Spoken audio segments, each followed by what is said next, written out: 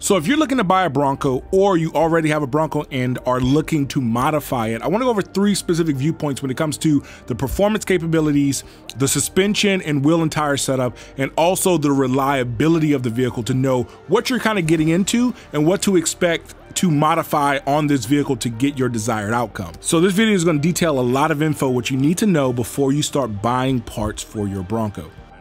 There's 3 specific topics we need to go over. It's going to be performance, pretty much how much power can you squeeze out of these things. Number 2, gearing, wheels, and tires, because that's really going to affect how this thing is going to drive and which is the best combo you guys should be going after. And then thirdly, reliability. So if you want to keep one of these long term, you don't want to lease it, you actually want to own it someday, then there is the topic of reliability. How long is this thing gonna last? Is it gonna blow up within a year? So let's go over all that, and this is gonna be the perfect guide before you guys go buy one or before you go modify one that you already have, kind of what route you should be going, what parts you should be looking at. First, let's go over power and performance. So this is a 2.3 liter Bronco. There's a 2.7 option. 2.3 makes 300 horsepower and 330 pound-feet of torque. The 2.7 makes 330 horsepower and I believe like 400 pound-feet of torque. I've squeezed a little bit more power out of my 2.3. So here you can see isn't bone stock. This has a JB4 by Berger Motorsports. This is a piggyback tuner. So what it does, it cranks more boost out of the engine. It's even on the 37s.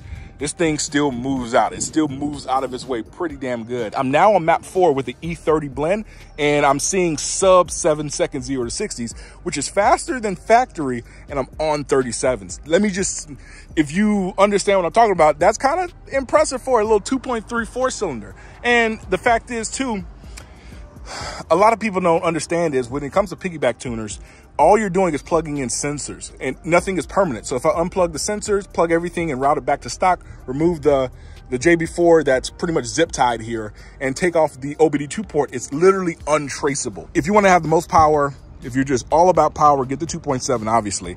But if you still want to add some power to it, you want to save some money by going from the 2.7 to the 2.3 and add a little $500 piggyback tuner on there, that can always be an option, because man, it drives just like factory, but it just has more oomph to it. Next thing to talk about is suspension. Now, this is going to be very important to save money early on and pick the right packages for what you're trying to build this vehicle to accomplish. Either you're trying to have a nice little mall crawler, or you want to have a very capable off-roader. Some packages, you're going to need to click some buttons because those parts aren't available to add on later on. So there's 4 different suspension systems you're going to find on the Bronco. There's the 1.0 Haas, which you're going to find on the base models or anything that's not a Sasquatch package. It has the normal Hitachi shocks, the base springs, they're going to sit a little bit lower. Next, you have the Haas 2.0. This is the Sasquatch package. So you get the 35-inch tires, you get the lockers, but you also get Bilstein shocks, you get the better springs. It sits like 2 inches higher than the base model. Next, you have the Haas 3.0, which is only available on the newer Wild Tracks. This has an upgraded steering rack and tie rods. Ford kind of was putting their ear to the ground, seeing that people are snapping shit in the front, so they have a upgraded option. Now, the only problem is you can't get that on the lesser trims. You have to go all the way up to a Wild Track. Then there's the Haas 4.0, which is going to be on the Bronco Raptor, which has the 3.1 Fox shocks. Now, the Haas 3.0 also does have Fox shocks, but it's the Fox shocks 2.5s rather than the 3.1s. If you want a dedicated off-roader with big old 37s, some 40s on there, you need the Sasquatch package. Why? Because Sasquatch comes factory with 470 gears front and rear, and you get the differential lockers from the factory. Yes, it's a $7,000 package, but if you price everything out that I have to do to this to get it to a Sasquatch, it's probably going to be the same or more, and I have to pay money while pretty much you can finance that money down the road through the package. And that's kind of the biggest thing that I kind of overlooked here. The biggest issue right now with any base models, I wouldn't say just any base because there's different trims of it, but it's non-Sasquatch Broncos. The biggest issue right now is you can't re-gear these things front and rear. You can find re-gears for the Dana 44 in the rear. You can't find re-gears for the Advantech 190 front differential. It's like a very small unit, and from what I'm hearing, the ring gear is welded to the assembly, whatever is going on in there, because I haven't broken it down yet. But whatever's going on in there, you can't re-gear. You have to buy a completely different unit. So you're going to have to buy the whole front diff if you want to change gears for it, and then re-gear the rear, which is going to be much more expensive than buying the Sasquatch package and getting the lockers as well, and then getting the lift kit as well, getting the 35s as well. You get so much with the Sasquatch. may not be the best option just to kind of price it out down the road just yet. Now, if the aftermarket comes out with an option, then maybe that will change. But for right now, get the Sasquatch. Now, if you have a Sasquatch package, Sasquatch already comes lifted from the factory. You can fit 37s on those, but you'll still have the same issues. Probably full lock and articulated, you're still gonna rub. Now, this is the thing that a lot of people don't notice when it comes to actually fitting these wheels and tires in there. If you look in there, the crash bars are removed. So front and rear, remove these crash bars, which there's two things you gotta know when it comes to crash bar removal. First, Sasquatch packages don't come factory with crash bars. They remove those from the factory or whatever, which, cool, that's fine. Now, the second thing you have to know about the crash bars is it is a safety mechanism. What it does is in a front offset crash, like for example, if somebody hits you here, this tire is gonna get pushed up into this wheel well. And that's where your feet are, especially whenever you're driving there. So for example, those crash bars help to prevent this tire going into the cab.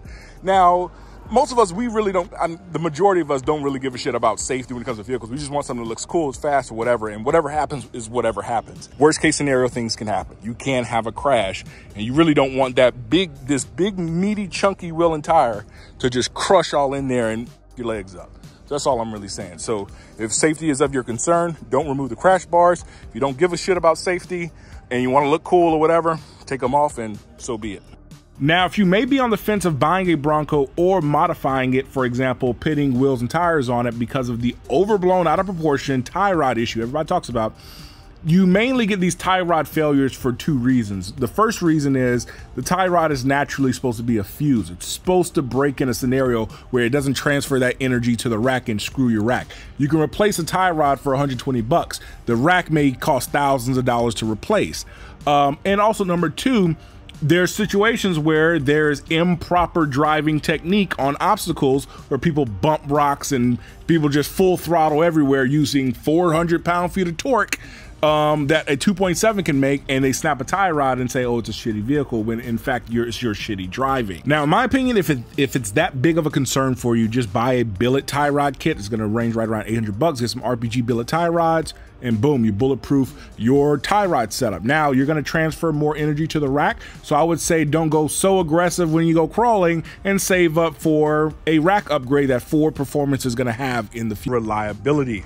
If you're looking to own one of these things into the long term, how well is it gonna hold up? The majority of them, 95% of them, are flawless, and I'm on the forums. The other 5% fall into a category of either electrical issues, where either they come from the factory literally with a dead cell in the battery. There's a grounding issue. The ECU may have some form of wonkiness with it, where it's just throwing lights everywhere and they can't fix it. They limit it out, or they do a buyback program, or batch of 2.7s had bad valves. They drop the valves and they completely destroy the engines. But other than that, that's kind of the only reliability things that I'm really seeing when it comes towards like the Broncos breaking down. And yeah, maintenance is going to be a factor in the long term, but when it comes to like a brand new vehicle, that's kind of really the big things I'm seeing that like they're getting warrantied out for. So I believe the takeaways from this video here is when it comes to performance, between a 2.3 and 2.7 is not that huge of a difference. So if you do save money by going from a 2.7 to a 2.3, you may be able to have the similar performance by putting a piggyback tuner on there, and the piggyback tuners aren't going to be traceable, so you can still maintain warranty, especially if you use something like a Burger Motorsports JB4. When it comes to suspension, if you're looking to off-road heavily or crawl, you need the Haas 2.0 minimum, which means you need the Sasquatch package. So you get those skid plates, the lockers, the 35s, you get so much stuff with them. You get the Bilsteins. So I would do a Sasquatch minimum if I plan on off-roading heavily or doing any type of trails or some serious off-roading like that. Especially, you're gonna need those lockers. You can option lockers on the Haas 1.0, but the Haas 2.0, you get everything pretty much for such a good deal as a package. The Haas 3.0, if you got the bread, obviously it's a wild track and it's a 2022, so you're gonna need the money for the wild track. Or the Haas 4.0, which is in the Bronco Raptor, if you got $150,000, because that's what they're gonna cost when they do hit the dealership lots. And if you don't order one, that's really what they're gonna cost to jump into one. Yeah, if you got the money like that, more power to you. Thirdly, reliability. Only issues I see with the The Broncos right now are electrical when it comes to grounds or battery issues, alternators, and then that batch of 2.7s that were produced that on the Bronco 6G forums they're tracking, and there's right around, what, 47 failures out of the thousands that have been built. So you'll look at it as like, oh man, there's 47 failures, holy shit, it's a piece of shit. But if you look at the thousands and thousands of vehicles that have been delivered that are problem-free, we live in the age of the internet. Everything is going to be tracked. So even the most minute thing or problem is going to be exponentially just blown out of proportion, just like the tie rod issue. So I'll have episode 4 of the Bronco build coming up probably in the next week and a half. We got a lot more parts coming in. Yeah, I haven't stopped this build just yet. We're still going to be pushing at it. So stay subscribed, stay tuned. Hopefully this video will help. So if you're on the fence of buying a Bronco, it's not really as bad as everybody says. So hopefully you guys enjoy. Peace.